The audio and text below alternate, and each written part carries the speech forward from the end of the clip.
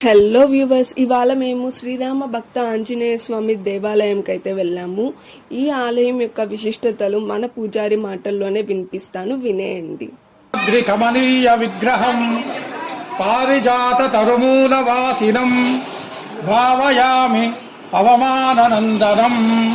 జై శ్రీరామ్, జై శ్రీరామ్, జై శ్రీరామ్. ఈ ఆలయం భక్తాంజనేయ స్వామి ఆలయం శ్రీవారిమెట్టు మార్గంలో ఉంది. ఈ ఆలయం 1442వ సంవత్సరంలో అచ్యుతరాయలచే ప్రతిష్ఠించబడింది.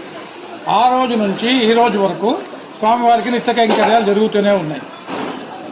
ఆంజనేయ స్వామి తిరుమల క్షేత్ర రక్షకుడు.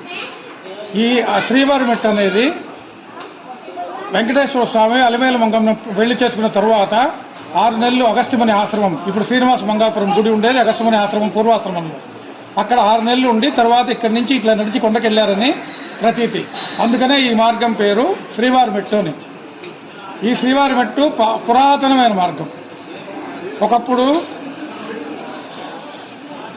ముస్లిం రాజులు మన తిరుమల ఆలయాన్ని పగలగొట్టడానికి దోచుకోవడానికి వచ్చినప్పుడు ఈ ఆంజనేయ స్వామి ఇక్కడ వాళ్ళ ముల్లా రూపంలో నిలబడి పైన వరాహ క్షేత్రం మీరు వెళ్ళకూడదు, రిటర్న్ వెళ్ళిపోండి అని పంపించేశాడంట. అది చరిత్ర. మనం ఎవరు చూడలేదు, మనకు తెలియదు. కాకపోతే ఇప్పుడు తెలిసింది ఏంటంటే మన కళ్యాణి డ్యామ్ నుంచి కొండ మీద తాగునీరు తక్కువ అయినప్పుడు ఆ నీరు పంప్ చేయడానికి ఒక పైప్ లైన్ వేయడం జరిగింది. ఈ పురాతనమైన ఆలయం పంపైకి అడ్డంగా ఉందని చెప్పి స్వామిని తీసి పక్కన పడుకోబెట్టారు. కానీ చుట్టుపక్కల ఉన్న విలేజెస్ వాళ్ళు వీళ్ళు ప్రతిరోజు స్వామి కైంకర్యాలు చేస్తూనే ఉన్నారు. వాళ్ళ ప్రాగ్రం పూర్తయిన తర్వాత నీళ్లు పంప్ చేస్తే ఈ గుడి దాకా వచ్చి ఇక్కడ ఆగిపోతుంది, పైకి వెళ్ళడం లేదు.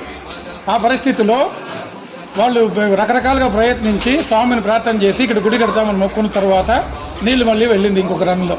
తర్వాత ఎల్ఎన్టీ వాళ్ళు ఈ గర్భాలయం నిర్మించినారు.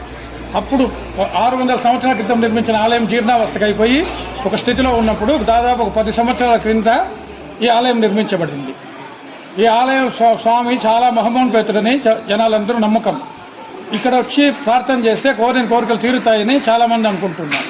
జై శ్రీరామ్.